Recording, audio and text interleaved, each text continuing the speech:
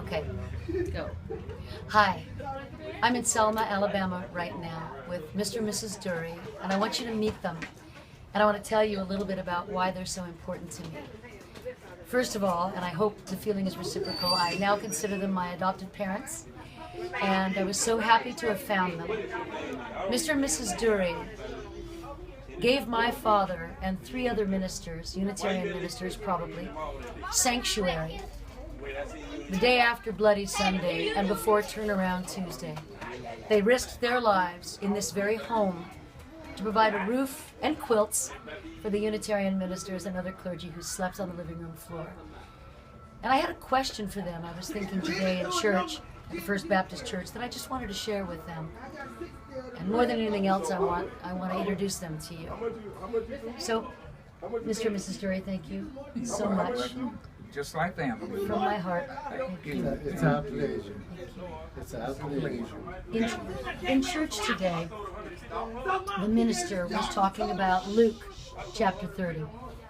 And in Luke chapter 30, it talks about the man who was traveling and is set upon by robbers and is left half dead. Yeah. And the priest passes by and does not help this injured man. Right. And the Levite passes by and does not help this injured man. Absolutely. And the Good Samaritan stops Who was hated by the Christian community. and picks up this man. What's the rest of the story? The rest of the story is that this man this person took care of Jesus. And so my feeling is that the moral of the story is that it's not the type of person that you think who has the bad whatever. Reputation or Whatever. It's the person who has within their heart the feeling for mankind or for other people that counts.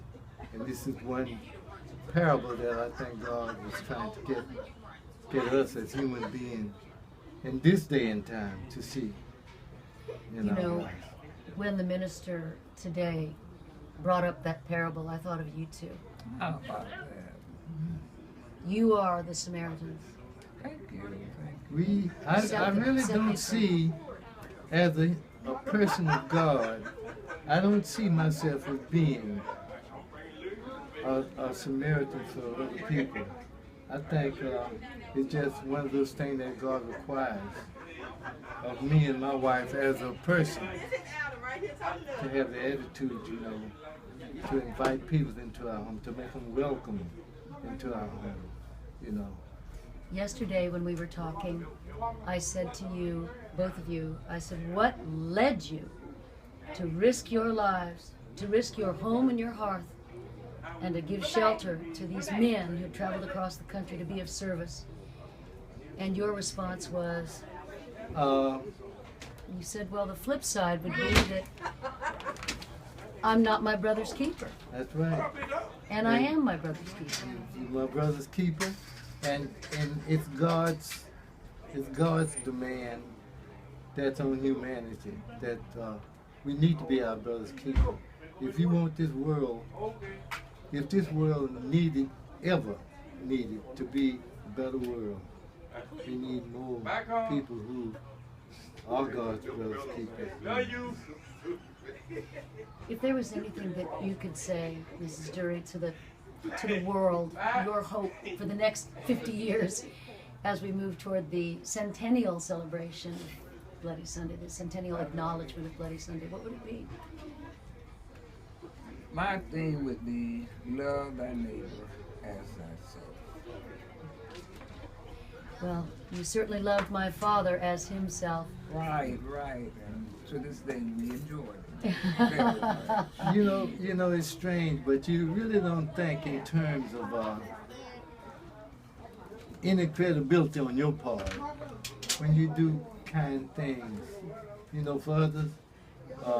We look at it as if it's the kind of thing that God requires of us, that we need to be more loving, even people you don't even know. You know, there should be some loving attitude throughout the Bible. God have shown, you know, areas Love. where there needs to be that kind of love. You know, and those are examples that we, in today's world, really need to follow.